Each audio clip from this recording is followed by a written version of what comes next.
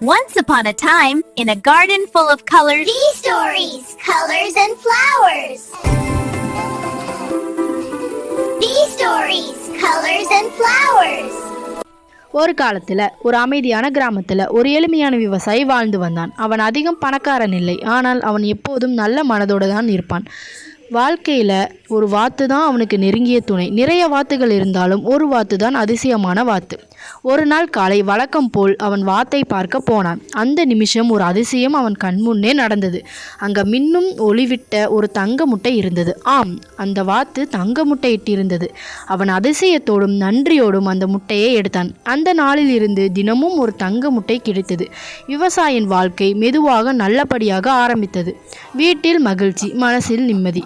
ஆனால் சில நாட்கள் கழித்து விவசாயி மனசுக்குள்ள ஒரு சின்ன எண்ணம் வளர ஆரம்பிச்சது. தினமும் ஒரு தங்க முட்டையா?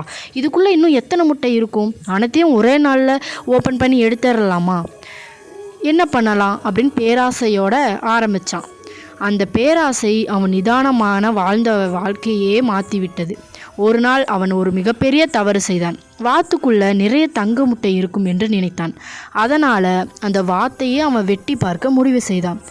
ஆனால் அந்த வாத்து சாதாரண வாத்து தான். அவன் வெட்டி பார்க்கும்போது அவனுக்கு தெரிந்தது, அதுக்குள்ள எந்த தங்க முட்டையும் இல்லை.